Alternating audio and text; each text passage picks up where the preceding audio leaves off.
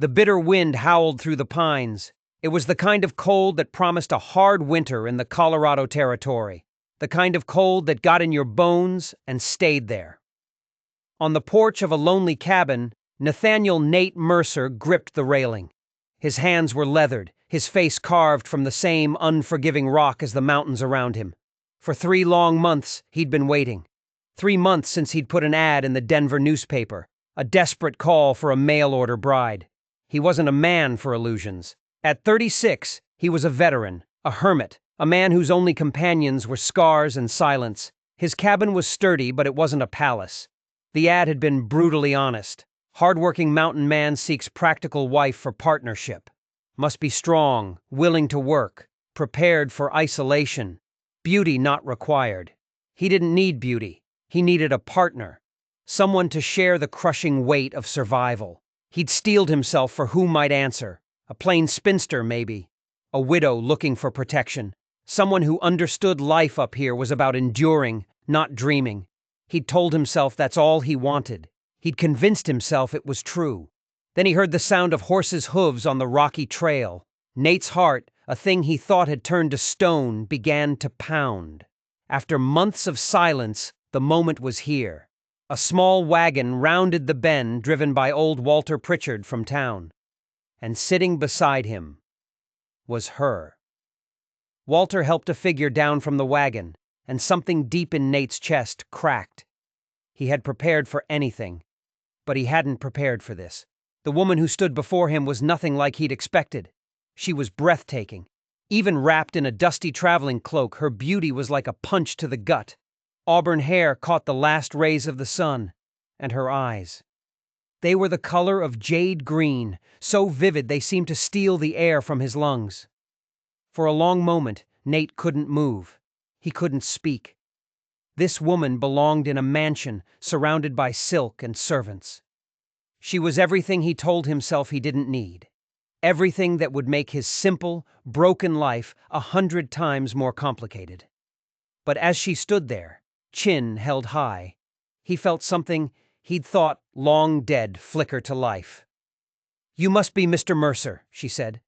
Her voice was steady, but he saw a slight tremor in the line of her jaw. "I'm Abigail Winters." She extended a gloved hand. When Nate finally took it, her fingers trembled in his. "Ma'am," he managed, his own voice rough as gravel. Up close, she was even more stunning. Walter Pritchard cleared his throat, a knowing look on his old face. "Best be headin' back down 'fore dark," he said. "Weather's turnin'." And just like that, he was gone, rattling back down the mountain, leaving Nate and Abigail alone in the gathering dusk. The silence was thick with questions. "It's not much," Nate said, gesturing to the cabin. He suddenly saw it through her eyes. Rough, primitive, a testament to a lonely, hard life. "But it's warm. Built it myself." He didn't mention who he built it for. Not yet. Abigail's gaze took in the sturdy log walls, the neat stack of firewood. "It looks very well built," she said, her voice betraying nothing. "Very practical." Inside, he lit the lamps. The main room was sparse but clean, dominated by a stone fireplace. He'd hung a curtain to create a second bedroom, giving her the one with the window that caught the morning sun. He watched her, waiting for the disappointment, the fear, the inevitable request to be taken back to town. But she just set down her bag and moved toward the fire. "You keep a tidy home, Mr. Mercer," she said, a hint of surprise in her tone. "That speaks well of you." Then she turned, her green eyes fixing on his. "I think we should be honest with each other from the start. This arrangement is unusual. I suspect you're wondering what would make a woman travel halfway across the country to marry a stranger." Nate just nodded, his throat tight. He was wondering a whole lot more than that. "The truth is," she said, a flicker of pain crossing her delicate features, "I had no other choice. My father died, leaving debts that took everything. I was a governess in Boston, but I was let go, under circumstances that made it impossible to find other work." Nate heard the hesitation. He'd seen enough of the world to guess what kind of circumstances a beautiful lone woman might face in a wealthy man's house. "I'm not afraid of hard work, Mr. Mercer," she said, her chin lifting again. "And I'm not afraid of isolation. Your advertisement offered a partnership. That's all I'm looking for." Her honesty demanded his. "I lost my wife," he said, the words still tasting like ash. "Eleanor. Fever took her 3 years ago. Been alone since. The loneliness. It gets to a man." He met her gaze. "I'm not looking for romance. I need someone who won't break. And you're wondering if I'm too soft for this life," she finished for him. Nate gave a reluctant nod. "The thought had occurred to me." For the first time she smiled, a real smile. It lit up her whole face, and Nate felt his carefully built walls tremble. "I suppose that's fair," she said. "But appearances can be deceiving. I can cook, clean, mend. I can tend a garden. And," she added, her eyes glinting with something he couldn't quite read, "I can shoot if necessary." Nate couldn't hide his surprise. "You can shoot?" "My father believed in a practical education," she said simply. "He taught me to handle a rifle when I was 12. Her expression turned serious again. "I know this won't be easy, but I have nowhere else to go. This is the life I choose now." Her words settled something in his chest. This woman wasn't just a pretty face. There was steel beneath that porcelain skin. "There's one more thing," she said, a faint blush on her cheeks. "I know a marriage has certain expectations. I hope you'll be patient with me." Nate felt his own face flush. He'd been so focused on survival, he'd barely let himself think about that part of it. Looking at her now, it was impossible not to. "We'll take things as they come," he said gruffly. "No pressure." Abigail nodded, a wave of relief washing over her face. "Thank you." The first few days were a careful dance.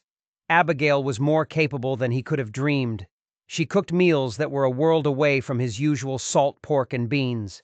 She organized his supplies with an efficiency that left him stunned. But it was the little things that got to him. The way she hummed as she worked, filling the cabin with a sound he hadn't realized he missed so much. The way she'd pause to watch the sunrise, her face filled with a quiet wonder. He found himself making excuses to stay inside just to watch her. She was turning his shelter into a home, and it terrified him. Abigail, for her part, adapted with a grace that seemed impossible.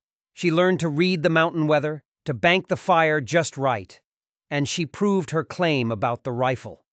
When a family of raccoons got into their winter stores, she dispatched them with a steady hand and a dead eye that earned his grudging respect. But he saw the cost. He saw the loneliness in her eyes when she thought he wasn't looking. He saw how she flinched at the howl of a wolf in the night. The isolation he was used to was a monster she was still learning to live with. The first real test came 2 weeks after she arrived. An early blizzard slammed down from the peaks with no warning. Nate was checking his trap lines when it hit. By the time he staggered back to the cabin, he was half frozen, the world a swirling vortex of white. The door flew open and Abigail was there, her face tight with worry. She pulled him inside, stripped off his ice-caked coat, and pushed him toward the fire. She returned with a mug of coffee, laced with a heavy pour of whiskey. It burned a trail of warmth all the way down. "I was worried," she admitted, her voice soft. "The storm came up so fast." He looked at her, really looked at her, in the flickering firelight. He saw the genuine fear in her eyes, the fear for him. A deep, unfamiliar warmth spread through his chest. "Mountain weather's fickle," he said, his voice rough. "I should have warned you." "I'm learning," she said. The storm raged for 3 days, trapping them inside. Nate had expected it to be awkward, suffocating. Instead, the careful distance between them began to melt. They talked for hours, sharing stories of the lives they'd left behind. She told him of Boston society, of its stifling rules. He told her of his dreams for this land, of the crushing grief that had hollowed him out. He told her about Eleanor. "What was she like?" Abigail asked softly on the second night, her voice barely a whisper over the howling wind. Nate stared into the flames. She was good, kind. She loved this place. He struggled for the words. She made this cabin a home. You loved her very much, Abigail said. It wasn't a question. I did, he admitted. He looked at her, expecting to see jealousy, but found only a deep, quiet understanding. I don't know if I have it in me to love like that again. Abigail was silent for a long moment. I don't think love is something you can plan, she said finally. But caring, friendship, respect, those things can be chosen, and they might be enough. Her words were a balm on a wound he didn't know was still open. She wasn't asking for more than he could give.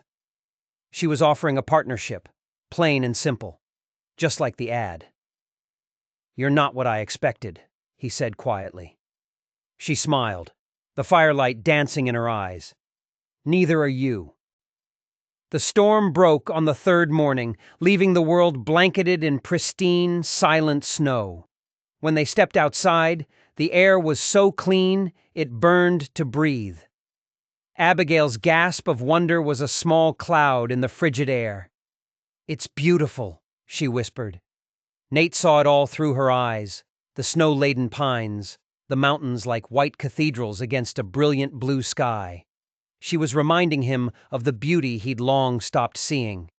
That day, they worked together, digging paths to the woodshed and the barn. By evening, they were exhausted, but bound by a shared accomplishment. That night, a comfortable silence settled between them as they sat by the fire. Abigail was reading one of his books, her brow furrowed in concentration. Nate found himself just watching her. You're staring, she said, not looking up. Apologies, he mumbled, embarrassed. It's all right. She closed the book. What were you thinking about? How quickly things change, he admitted. 3 weeks ago I lived alone. Now you're wondering if this was a mistake, she finished, her gaze direct.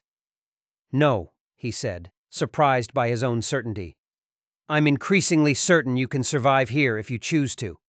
But is this what you want, Abigail? This life? This arrangement? She looked at the fire, then back at him. What I want is peace, safety, a life that's my own. Can you offer that, Mr. Mercer? I can offer solitude, he said, a partnership based on respect, but it won't be easy. I've never shied from difficulty, she said, her dignity a shield. You've seen that. I have, he acknowledged, but there's still the matter of the traditional side of marriage. A hint of amusement touched her lips. Intimacy. Nate nodded, grateful she'd said it. That should be a mutual decision, not an obligation. A surprisingly modern view for a mountain man, she observed. I agree. Such things should never be an obligation. Then we understand each other, Nate said, a weight lifting from him. Abigail's smile was small, but it held a universe of meaning. I believe we're beginning to. As winter deepened, a cautious trust bloomed inside the cabin. One morning, Nate saw Abigail writing in a journal by the window. What are you always writing? He asked. A guarded look crossed her face before she smoothed it away. Observations, plant life, weather patterns, a habit from my father. You have quite an education for a governess, Nate remarked. A shadow flickered in her eyes. My father hired tutors in science and mathematics. It was unconventional. Nate sensed a deeper story, a secret she was holding close. He didn't press. He had his own secrets, locked away tight. Christmas was approaching. Do you celebrate it? She asked one evening. I used to, he said, the memory of Eleanor a sudden ache. It seemed pointless, alone. Would it upset you if I marked the day? She asked gently. He found himself surprised by his own answer. I think I'd like that. A few days later, Nate set out to hunt for a Christmas turkey. The day was clear but brutally cold. He tracked a flock to a meadow, and with one clean shot, brought down a large tom. He was halfway home when he heard it. a low growl that made the hair on his neck stand up. A mountain lion. It was stalking him from a rocky outcropping, its tawny fur stark against the snow. The cat was desperate, hungry enough to see a man as prey. Nate fired a warning shot. The lion flinched but didn't run. It crouched, tail twitching, ready to spring. He had no choice. He aimed, but his foot slipped on an icy patch as he fired. The shot went wide. The lion leaped. Nate swung his rifle like a club, deflecting the attack, but the cat's claws raked his arm, tearing through coat and flesh. A white-hot pain shot through him as he stumbled backward, tumbling down a steep, rocky ravine. His head struck something hard, and the world went black. When he came to, he was at the bottom of the ravine, snow falling heavily. His arm was a bloody mess, his rifle was gone, and he was completely disoriented. The cabin was east, but in the whiteout, there was no sun, no landmarks. He had to get back. He thought of Abigail, waiting, worried.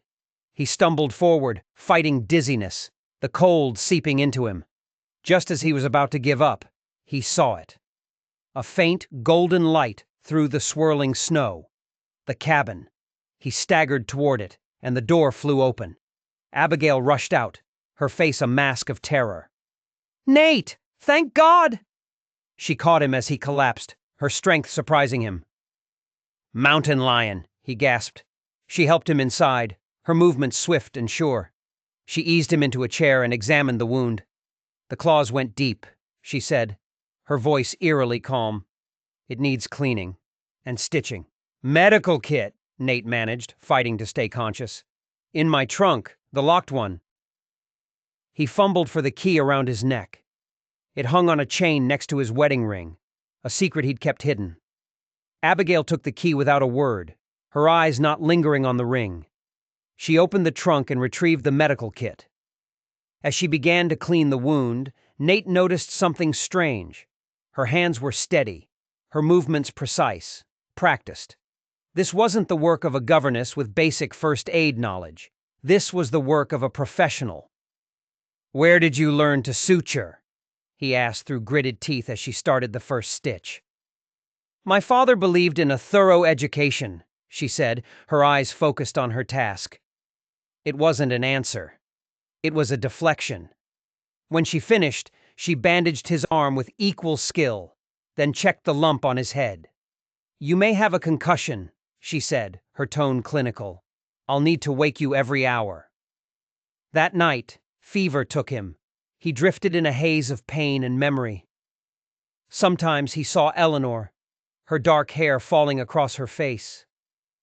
Other times, he saw Abigail's copper hair gleaming in the lamplight. Once, waking from a nightmare, he grabbed her hand. "Why are you really here, Abigail?" he asked, the fever burning away his restraint. "Not just because you needed to escape. What's your secret?" She sighed, a sound of resignation. "All right, Nate. I came here because I needed to disappear. I made a powerful enemy in Boston. Someone who would destroy my reputation. My work." "Work? I thought you were a governess." "That was just a cover," she said, her voice dropping lower. "Before that, I worked in medical research." The pieces clicked into place, her skills, her calm, the unconventional education. "What happened?"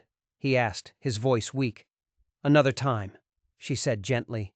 "Rest now." As darkness pulled him under, Nate's last thought was that Abigail Winters was a puzzle he had only just begun to solve, a puzzle with dangerous pieces. He recovered slowly.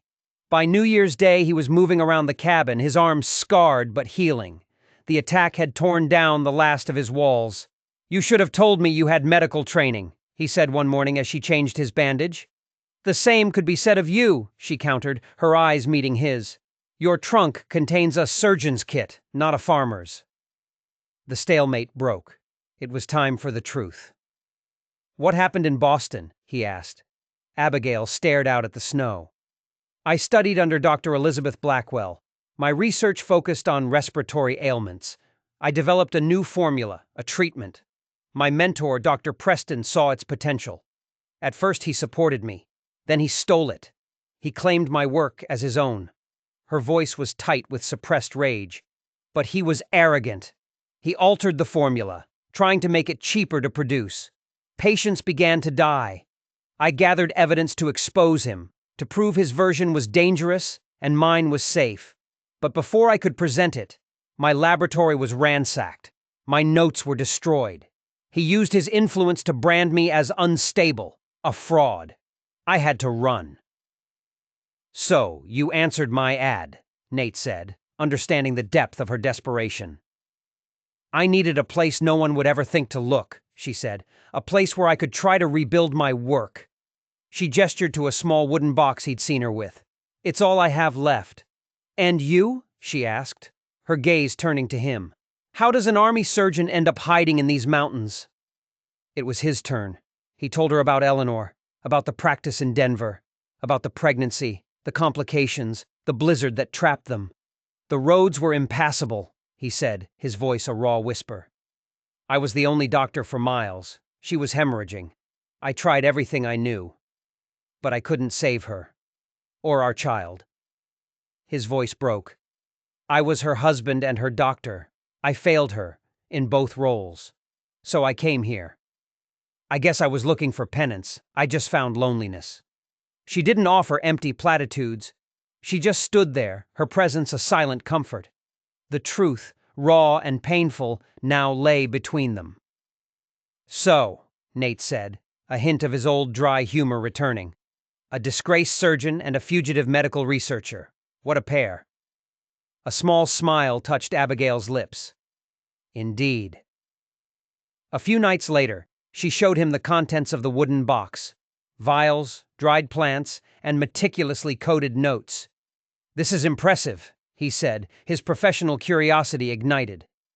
"Truly." "It's incomplete," she said, "but it's a start." As she closed the box, their fingers brushed. A jolt, unexpected and warm, passed between them. Their eyes met, and in that moment, their arrangement, their partnership of convenience, shifted into something deeper. Something real. They weren't just two broken people hiding from the world anymore. They were allies. As winter began to loosen its grip, they fell into a new rhythm. They converted a corner of the cabin into a small lab. Nate's medical knowledge and Abigail's research created a powerful synergy. They were a team. "When spring comes," Abigail said one day, "we could convert the old shed into a proper laboratory." Nate heard the "we" and a warmth spread through him. It was a word of the future, a future he hadn't let himself imagine. Their quiet world was shattered by the arrival of Walter Pritchard, and this time he brought the mail. One letter was from Boston for Abigail. Her face went pale as she read it. She handed it to him without a word. It was from her old mentor, Dr. Zukeska. It was a warning. Preston had suffered an accident after she left, a fall down some stairs. The official story was shaky, and suspicion had fallen on her. Worse, a man named Harrison Wells, a discredited former colleague of Preston's, was asking questions. He was claiming he had the authority to recover stolen research, and he was headed west. "He's coming for me," Abigail whispered, the letter trembling in her hand. That night, the cabin felt less like a sanctuary and more like a trap. Nate checked the door bar, the rifle over the mantel. The isolation that had been their shield now felt like a cage. Abigail wrote furiously, documenting everything, trying to build a defense against an enemy she couldn't see. "We'll face this together," Nate said, his voice firm. "This isn't your fight, Nate." "It became my fight the moment you stepped off that wagon," he countered, "for better or worse." A few weeks later, 3 riders appeared on the trail. It wasn't Wells. It was a family.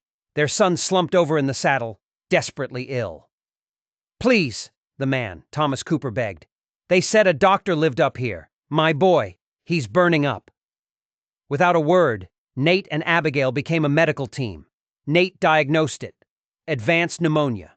They worked through the night, Nate administering antibiotics from his old kit, Abigail using her herbal infusions to ease the boy's breathing.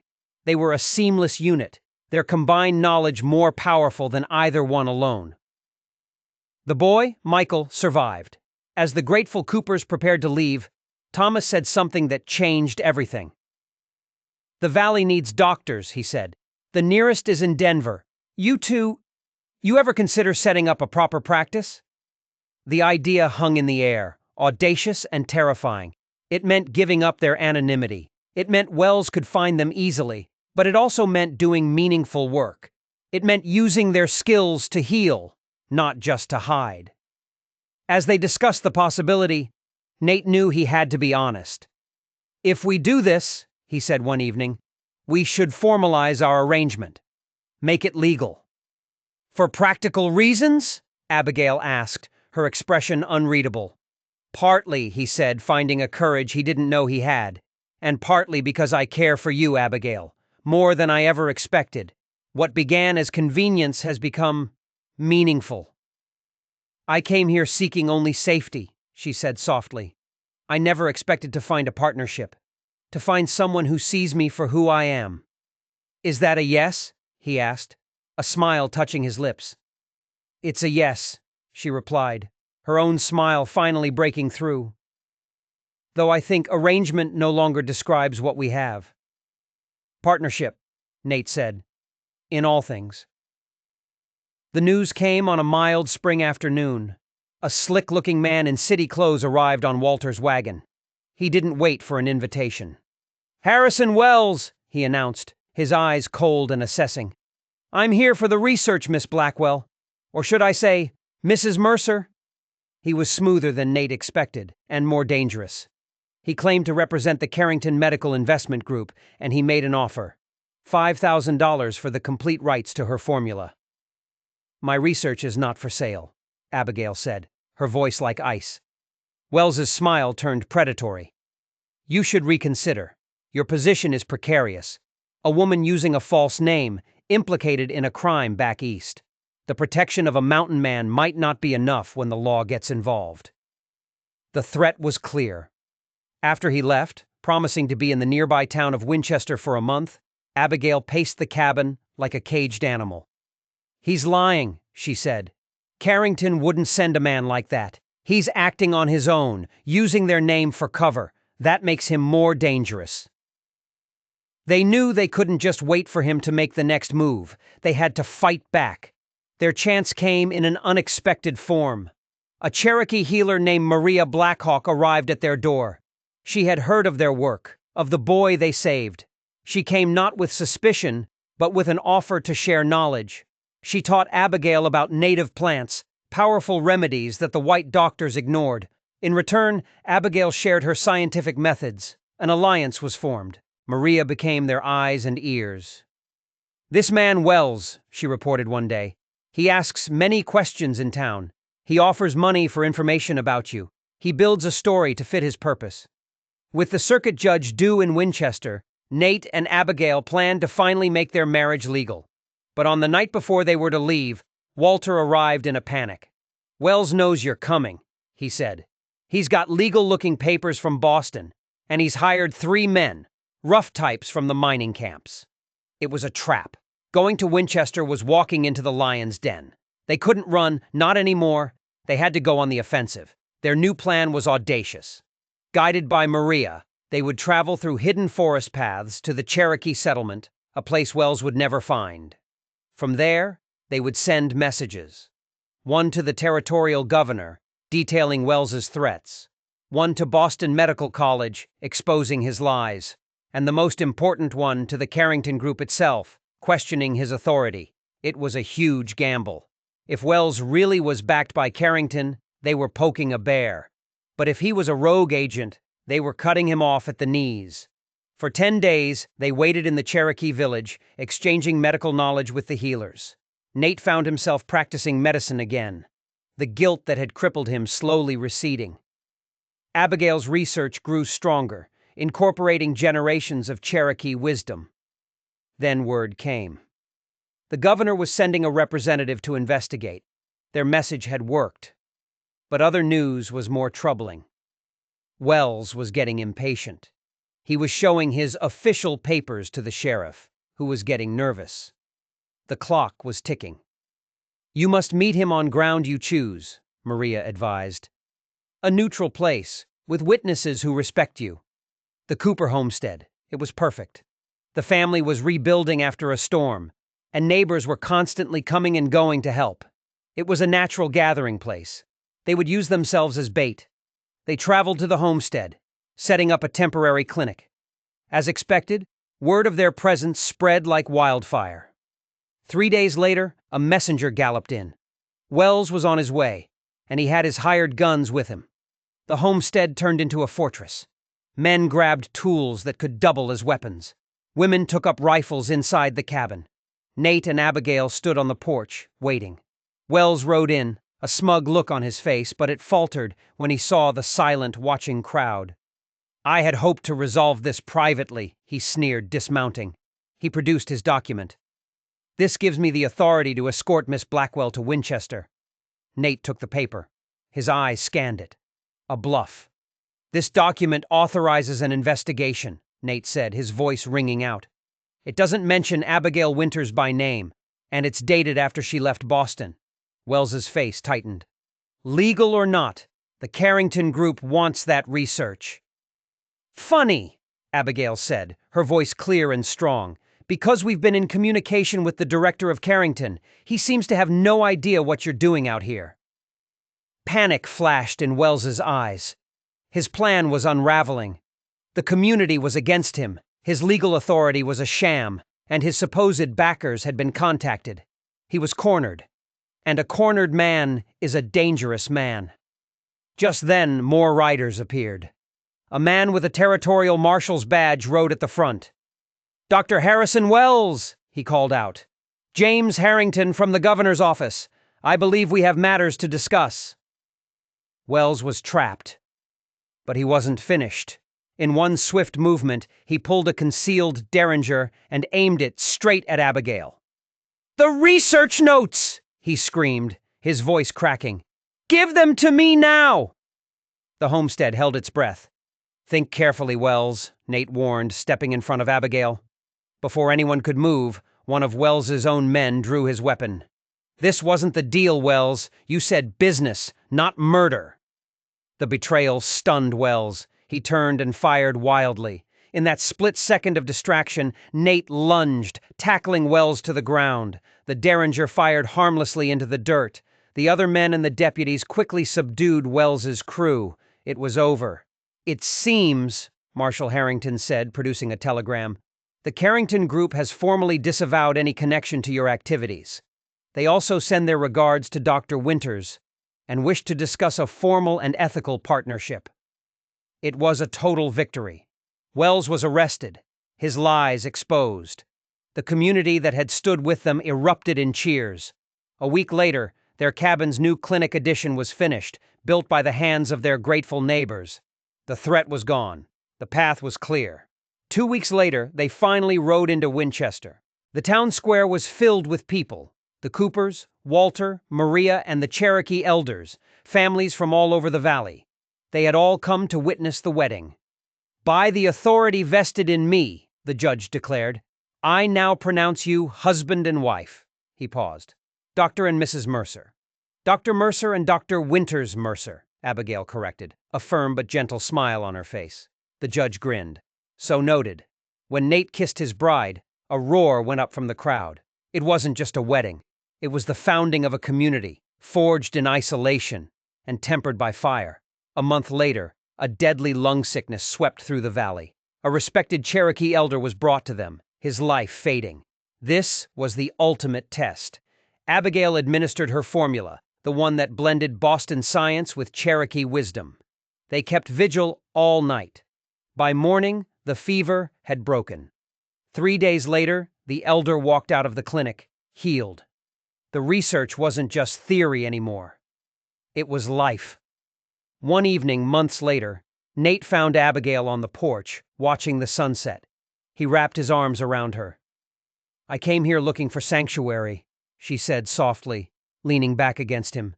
"Instead, I found purpose, and a love I never thought existed." "I was just looking for a practical partner," Nate murmured into her hair. "Instead, I found someone who challenged me to live again, someone who healed the healer." Their journey had started with an advertisement born of desperation, a partnership of convenience. But in the heart of the unforgiving mountains, against all odds, they had found something more: a shared purpose, a real home, and a love that was anything but convenient. It was essential. If this story of survival, secrets, and unexpected love kept you on the edge of your seat, make sure you hit that subscribe button and ring the bell for more tales from the wild frontiers of the human heart.